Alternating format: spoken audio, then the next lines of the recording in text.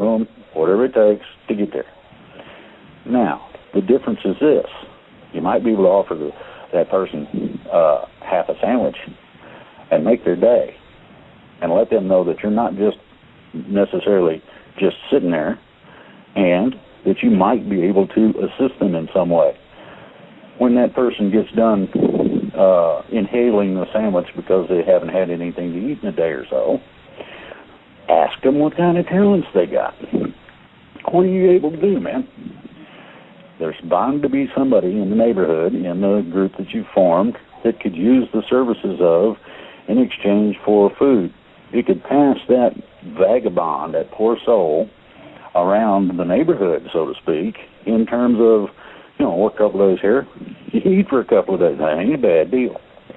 Right. And this sort of back to the basics kind of thing, because nobody really knows the extent of the disruptions that are going to be able to be made by the bad guys. When they leave, they're liable to pull the plug on things that will thoroughly screw things up for a couple of days or more. So you have to be aware that they might do something that will cause a problem with transportation, say. Now, if your grocery has been staying open, and all of a sudden it ain't open anymore, that's serious. But a lot of people where I'm at, they can stuff. They keep stuff on hand. So you got to realize there are a lot of people, on average, got maybe 2 days, maybe 3 days of food, and that's it. When that 2-3 days is up, what are they going to do? They're going to go try to find something. The grocery's closed. They're going to figure out, well, somebody's got to have food. They can go door to door asking. They might go the hard way and try to break in and take something if they see something sitting out that looks, like it's real nice and, oh man, that would taste good right now and I can't stand it. What do you do when you catch somebody? Well, what do you do? Give them a half a sandwich and see how they do with that. Then talk to them. Because most people, when they realize that they're not by themselves, they're put in a simple situation. Well, maybe I'm not going to starve to death. And they calm down considerably. Plus, that gnawing, angry hunger in their belly has been at least, you took the teeth out of it. Simplistic. And it can, like I say, it's not necessarily need of this drastic nature. It is going to become that way, and I'll tell you why. I read a plan the other day, more than one place, where the bad guys have already had it planned to cause us extraordinary inflationary problems by middle of this year. Secondly, they intend to make the dollar worth zero before the end of the year. Now, if that doesn't tell everybody something, and these are the guys that can do this. These are not your local bankers. These are the guys that own the local bankers. When they say something like that, well, first time I hear it, I'll go, yeah, right. Okay, well, I wonder what else is out there. Started looking, and I found it from 5 completely different sources, and it was not the same news source that first put it out that people were picking up and putting on their websites and sending to me in emails and that stuff. These were different news sources. These news sources are some of your financial insiders, people like that. These people know what's going on. They found out one way or the other, or been told. And, excuse me, when I get something like that from multiple places and multiple people or sources, then I give it a grain of truth. Okay, everybody knows about the economy. Everybody's been surviving through it. So you've got a situation where with things as problematic as they are right now, just on the surface, imagine what would happen if the local bank in your town closed. Right. Okay? It's real simple. These people control the banks that supply the money to your local banks. That's how they can turn it off. Now, what happens when they turn it off? If they take money out of the system, I'll tell you right now, it won't take long. There won't be any money. Or that money will be worth zero.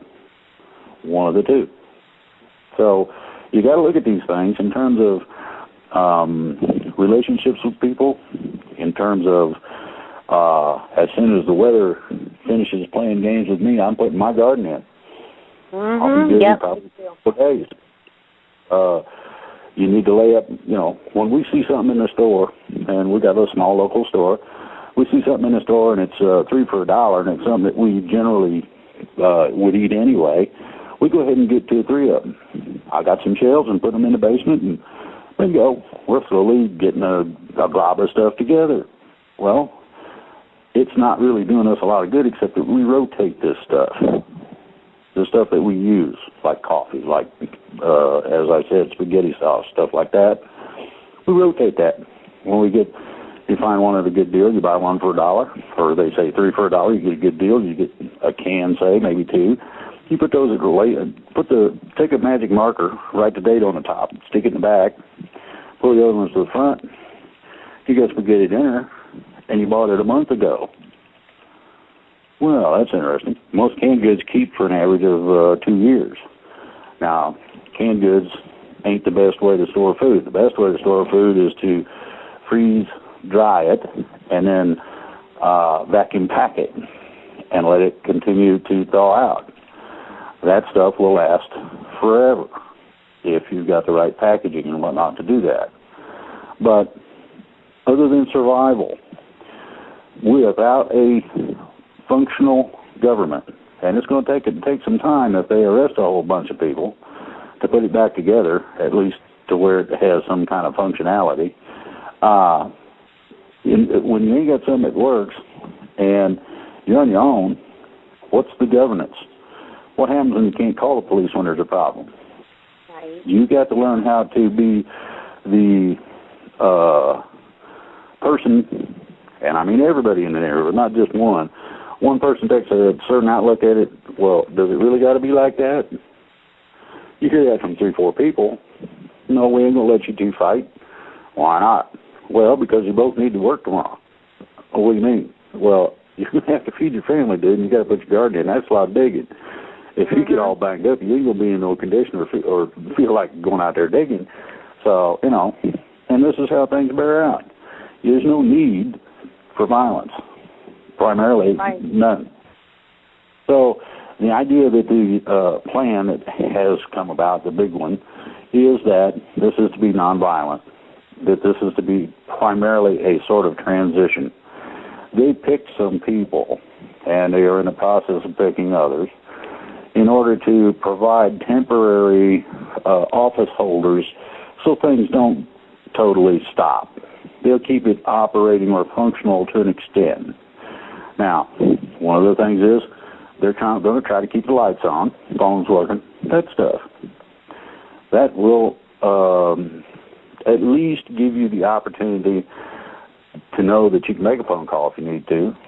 A lot of people got electric heat, or, you might want to turn the lights on to be able to see in the evening, watch TV maybe. These things still operate. Everybody will feel a lot more confident, and the anxiety level goes a lot lower. There is reason to be excited, but other than those things and building that relationship, that's what I see. Exactly. Hey, Drake, we have a caller from Albuquerque, New Mexico, and I am bringing her up now. This is Vicki. Vicki, your mic is open, hon. Thank you to all of you, as a matter of fact. Drake, your information is great. Terry, you're incredible. All of us here in Albuquerque need more information, however. We have a group of people that I've put together. We've been studying and listening to you guys over the last 3 or 4 weeks. And I have a couple of questions that I don't want to really directly ask you, Drake and Terry, but we are under the understanding that there has been a gauntlet put down that the Carbalists must surrender or give up by the 31st of this month. And I know you can't give specifics. We've heard about all the resignations that are going on in all the banks throughout the world and everything. And not hearing any reports from the White Hats or anybody, we're kind of like in a news blackout if it weren't for all of you. Can you speak to us in Albuquerque of 2 things? How can we do a groundbreaking way of getting to people here in Albuquerque? And number two, can you speak to what is on the horizon? I know you can't specifically give dates or anything, but some kind of idea. Are we going to see something happening in the near future? Well, that's actually pretty easy to answer. The basic description of the community project, I believe, didn't you post that on the website, Deatra? The county project, we're doing that right now. It's being updated. County project here. is what I meant. Yeah, it's being updated as we speak. Okay, so that's going to be on there, and it basically says, what I did was I went away from the county concept, because that's a large area, to a community project in my mind. I also wrote that as the title for this thing, when it's the county project, actually. The things that I wrote down operate all the way through about state level, give or take. It'll work between counties, primarily because it deals with individuals. So the idea is that if people understand and remember how it was even 2, 3, 4 years ago, how much better or it seemed nicer in terms of us and them, the government and the citizens, then you can take the idea that Grandma and Grandpa gave in terms of lifestyle, being decent, work ethic, accomplishing things, having a workable moral set of values, and that's going to be different for everybody. All those are. But in application, in general, the golden rule, do unto others as you would have them do unto you. If you wave and say hi to people, 9 times out of 10, eventually they wave and say hi back.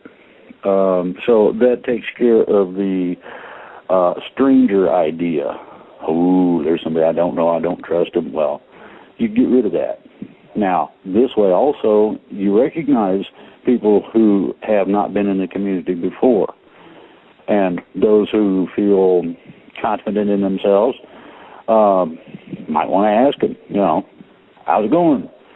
Did you come visiting, or I haven't seen you around before. Did you move in recent or something? And they'll tell you generally about it, or if they're looking for something. That's the way you talk to people. That's the way you build this. After you talk to someone for a very short period of time, you'll find out whether or not you guys are on the same page in terms of how you feel about stuff. As soon as that part is taken care of, and that can be in just a few minutes, you can go on to the more important things. Well, we got a little group that we kind of, if somebody needs X color of thread for the project that they're working on, they're making a quilt, and they ain't got any, they call me. Now, I've also got some other stuff, but then these other people got other things that other people might not have. They might need to borrow a shovel. And I don't got one, but the guy next door does, and he's willing to loan it to Bob to get his garden done. That sort of thing. This is the ideology of building the community relationship. In terms of that, as the communities develop, and I'm talking small numbers of people, 20, 30 people, give or take, in, say, different sections of a small town, you do that a few places, and people are going to start going, that's pretty cool. You guys all take care of each other. And 3, 4 people will say, yes, we do. And is that a church or something? No, that's a county project. Would you like to learn more? Yeah. Well, print a little something up on a piece of paper and tell them how to communicate, how to share, how to go back in time to the 1800s when having a handful of nails might make the difference between you living through the winter or not. That idea. Okay? That is the idea of a community or county project. Just that simple. Nothing complicated. And you trade stuff or do whatever. I'm going to the grocery. You want to go? Yeah, I have trouble in this wheelchair. We'll fix that. Come on. And off you go. And you've taken care of a need that you get to talk to the person at the same time.